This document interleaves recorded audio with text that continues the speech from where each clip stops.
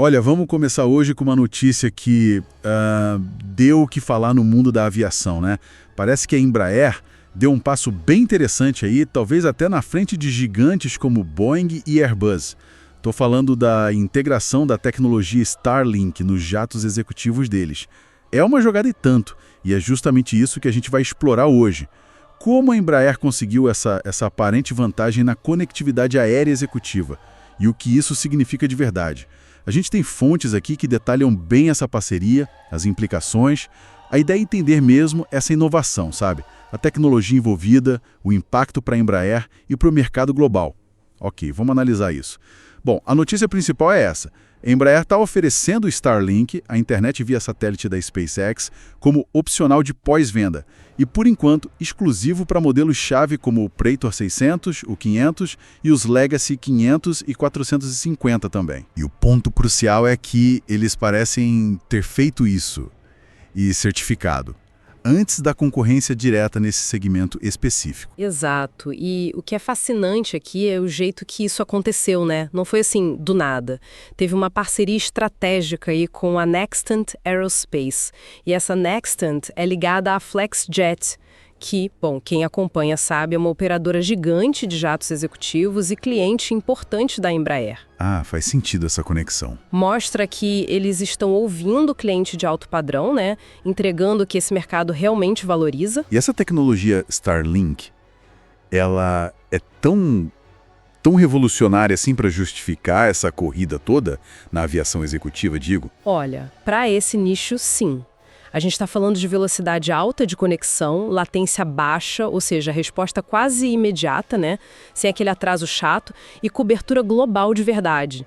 Imagina voar sobre o oceano, áreas remotas, e ter uma internet como se estivesse em terra. É isso que eles prometem. Entendi. E a tecnologia por trás é a rede de satélites de baixa órbita da SpaceX, a LEO. Como eles ficam mais perto da Terra, a performance é muito superior. Isso abre porta para videoconferência sem travar, streaming em alta definição, acessar a rede da empresa via VPN, coisas que antes eram bem complicadas em voo.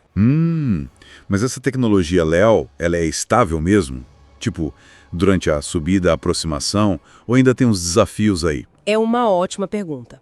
A promessa é de estabilidade, claro, e a certificação serve para garantir justamente isso. É óbvio que toda tecnologia nova tem sua curva de aprendizagem, de ajuste, de otimização, mas o fato da Embraer já ter conseguido o STC, que é o certificado de tipo suplementar da FAA, lá dos Estados Unidos, para os modelos Praetor 500 e Legacy 450, isso sugere que os maiores obstáculos técnicos, pelo menos para esses aviões, já foram superados. E essa certificação parece que está avançando em outros lugares também, né? Não é só FAA. Sim, o cronograma deles é bem ambicioso.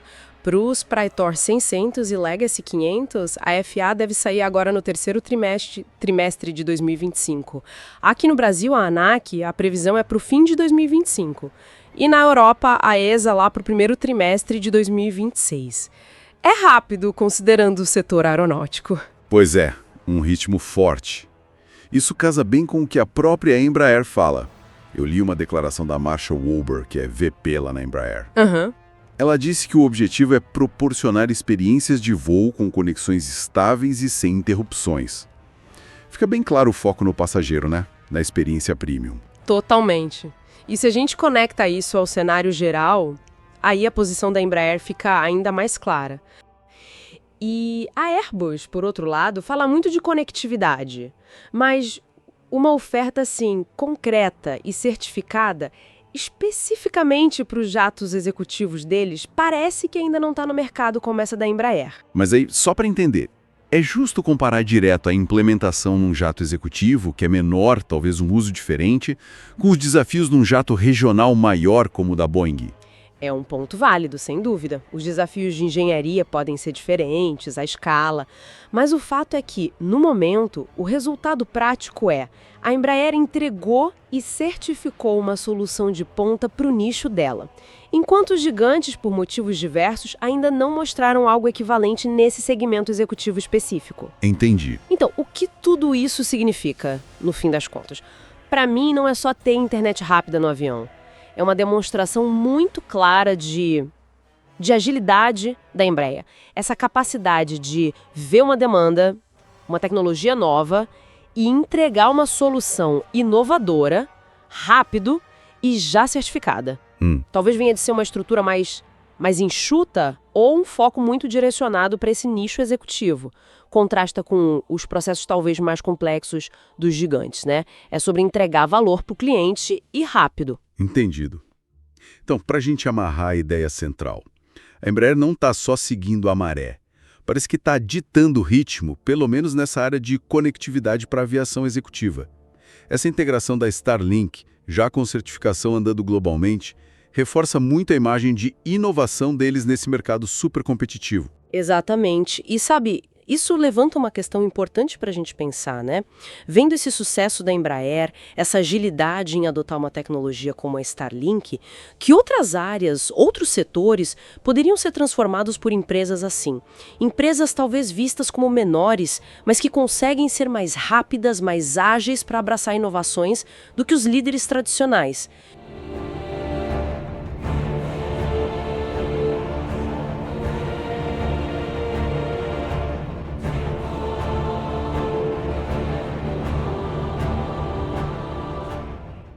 Tem notícias quentes sobre um projeto brasileiro de peso, o eVTOL, da Eve Air Mobility, que é, bom, uma empresa com DNA da Embraer, certo? Exatamente. A fonte é uma atualização recente, super importante, que confirma uma etapa-chave do desenvolvimento. Legal. Então vamos desmembrar isso e entender o que essa novidade realmente significa. Isso, nosso foco aqui é extrair o essencial dessa atualização, sabe? Entender o cronograma que está se desenhando e, claro, as características dessa aeronave, que promete, né? Promete bastante para o transporte urbano. Com certeza. Então, vamos direto ao ponto principal. O CEO da Embraer, o Francisco Gomes Neto, ele confirmou, parece que foi na apresentação de resultados financeiros, a meta para o primeiro voo do protótipo da Eve. Dezembro de 2025. Antes era mais uma expectativa, né? Agora parece que temos um prazo mais cravado. Precisamente. E olha, cumprir esses marcos é fundamental no desenvolvimento aeronáutico, ainda mais com tecnologia nova. Imagino. Essa confirmação vinda da liderança e saber que a montagem final está rolando dentro do ritmo, isso traz mais confiança, né?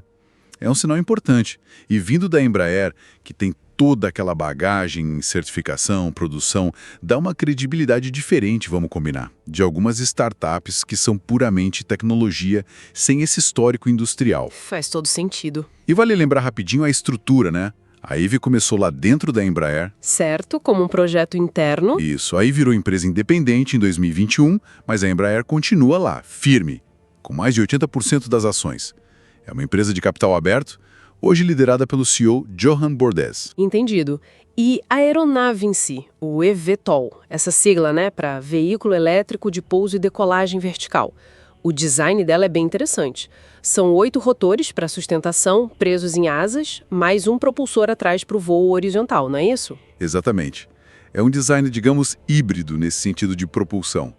Os rotores para subir e descer e o propulsor para ir para frente. E o alcance? Falaram em 100 quilômetros. Por que esse número é relevante? O que dá para fazer com 100 quilômetros? Olha, 100 quilômetros é bastante coisa para o cenário urbano e metropolitano. Pensa nos trajetos típicos, do centro para o aeroporto, ligar bairros distantes, conectar cidades vizinhas numa região metropolitana. Cobre a maioria dos usos imaginados para esse tipo de táxi aéreo. E ele é projetado para muitos ciclos de voo por ano, milhares. Isso indica um foco em alta frequência, tipo um ônibus ou metrô aéreo, sabe? Entendi. É para ter volume. E a gente viu um protótipo, né, no Paris Air Show em junho. Isso ajudou a tornar mais real, eu acho. Com certeza. Ver a máquina, mesmo que um protótipo inicial, ajuda a materializar o conceito para o mercado, para os investidores, para o público. Ok. E depois desse primeiro voo em 2025, qual é o próximo grande passo? O que vem depois? Bom, o próximo marco crucial é a certificação da aeronave. A meta que eles divulgaram é 2027. Certificação. Isso significa? Significa passar por todo o processo rigoroso com as autoridades aeronáuticas. Aqui no Brasil, a ANAC, lá fora a FAA e ESA.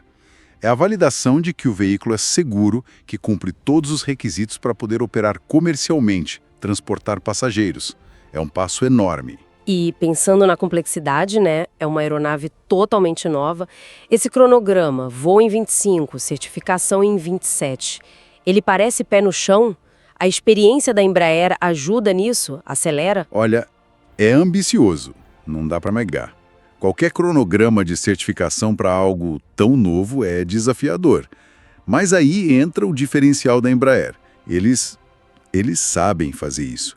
Eles já certificaram dezenas de aeronaves complexas. Sim. Conhecem os processos, os requisitos, como conversar com as agências reguladoras. Isso não elimina os desafios, claro, mas com certeza mitiga muitos riscos e pode otimizar o caminho, sim. Bem mais do que para quem está começando do zero nesse mundo da certificação aeronáutica. Entendi. Faz sentido. Então, para a gente amarrar as pontas aqui, temos uma data mais firme para o primeiro voo do protótipo da EVE, dezembro de 2025. Isso. A aeronave é elétrica, tem 100 km de alcance, um design que combina rotores e propulsor traseiro. Correto. E a meta de certificação para operar comercialmente é 2027. O quadro geral é de um avanço, assim, consistente, né? De um projeto com um nome de peso por trás. Exatamente. Um avanço tangível, com marcos definidos, vindo de um player muito relevante no setor aeroespacial. E com base nisso tudo, nesses fatos que a gente discutiu, fica uma reflexão, né? Qual? Supondo que eles consigam cumprir esses marcos técnicos, o voo, a certificação, qual vai ser o próximo grande desafio? Quer dizer, para transformar esses EVTOLs tecnicamente validados numa rede de transporte urbano que funcione de verdade, que seja acessível, integrada no dia a dia. Essa transição da tecnologia comprovada para o serviço real na rua, ou melhor, no céu, talvez seja o capítulo seguinte mais complexo dessa história toda. É um ótimo ponto para a gente pensar. A tecnologia é só o começo, né?